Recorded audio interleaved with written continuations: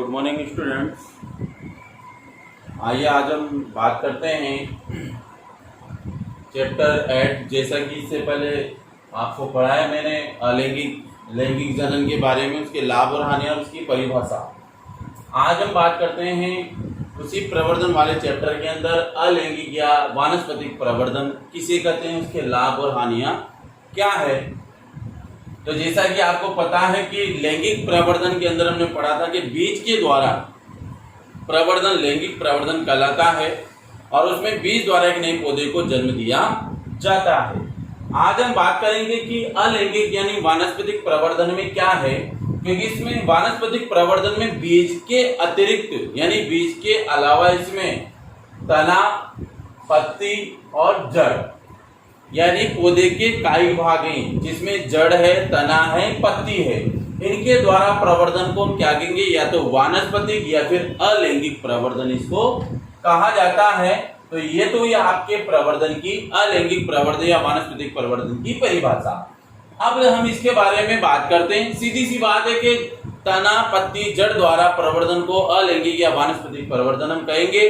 ये आपको समझ में आ गया होगा। अब हम बात करते हैं कि लाभ के इससे हमें क्या लाभ है। तो पहला जो लाभ है इसका ये वाला कि इस विधि में फलन जल्दी से होता है। क्यों? क्योंकि आपने पत्ती द्वारा, जड़ द्वारा या फिर तना द्वारा आपने किसी पौधे को यानी एक नया पौधा आपने इसके द्वारा परिवर्तित करके बनाया है। तो उस पौधे में बिना बीज के, बिना किसी कारण के डायरेक्ट पौधा आपको प्राप्त हो रहा है। तो उसमें फलन क्या होगा, जल्दी होगा। यानी लगभग हम कह सकते हैं कि 5 से 6 माह में उसके अंदर फलन हो जाता है। और अगर हम बीज द्वारा पौधा उत्पन्न करते हैं तो उसमें कितना समय लगता है, 3 से 4 वर्ष का समय लगता। जबकि इन भागों के द्वारा जो प्रवर्धन किया जाता है इस विधि में, तो उसका पहला लाभ आपको मिल जाता है कि ऐसे पौधों में फलन जल्दी होता है। 5 से 6 माह में कलम या तना या पत्ती द्वारा जो भी प्रवर्धन द्वारा आपने नया पौधा तैयार किया है वो 5 से 6 माह में आपको फल देने लग जाता है। नंबर 2, बीज रहित कुछ पौधों जैसे मान लीजिए अंगूर, केला आदि में आपने बीज देखा, इसमें बीज नहीं होता है। तो इन पौधों के अंदर जैसे अंगूर, केला का प्रवर्धन इसी विधि द्वारा होता है, क्योंकि इसमें या तो तना या पत्ती या फिर जड़ द्वारा एक नए पौधे को निर्मित किया जाता है, क्योंकि इसमें बीज द्वारा पौधा तैयार नहीं होता है। इसलिए अंगूर,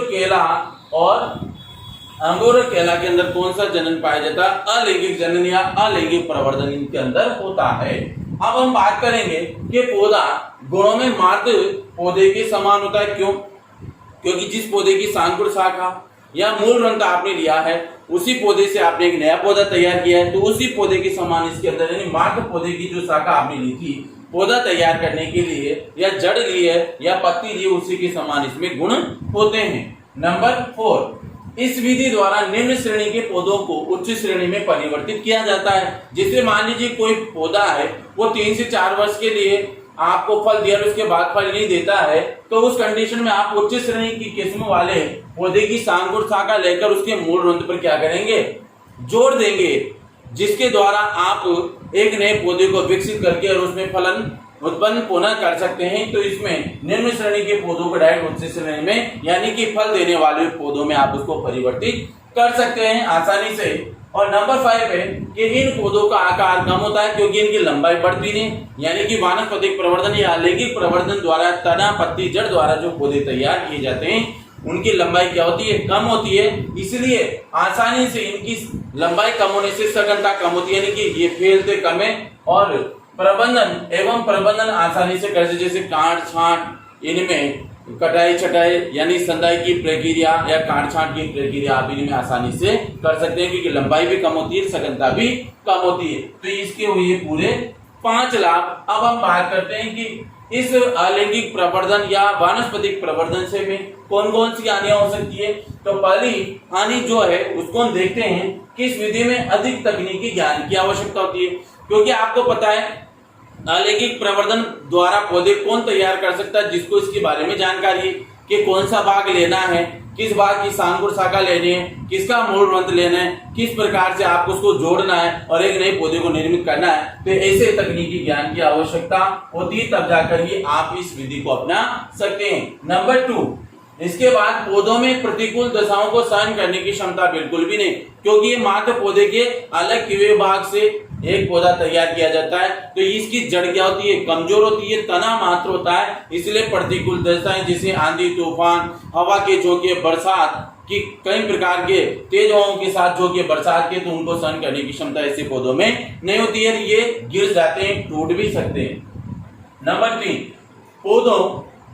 पौधों की उम्र कम, पौधे कम उम्र के होते हैं, यानी कि इसमें पौधे क्या होते हैं, कम उम्र के होते हैं। कारण क्योंकि आपने इसके काय विभाग द्वारा इनको तैयार किया, तो इनकी ऑलरेडी क्या होगी, उम्र कम होती है, क्योंकि लंबे समय तक ये अपना जीवन व्यापक नहीं कर पाते हैं। नंबर 4 है, कुछ पौधों में इस विधि द्वारा प्रवर्धन संभव नहीं है, जिसे मान लीजिए पपीता, कटहल और फालसा, इसके द्वारा इनका प्रवर्धन, क्योंकि इनके काय विभाग द्वारा, चाहे आप तना लो, पत्ती लो या जड़ लो, इनका प्रवर्धन इस विधि द्वारा नहीं होगा, इनका प्रवर्धन मात्र बीज के द्वारा ही होता है। तो ये हुई आज हमारे बात अलैंगिक प्रवर्धन की परिभाषा, लाभ और हानियों के बारे में। आपको समझ में आया होगा।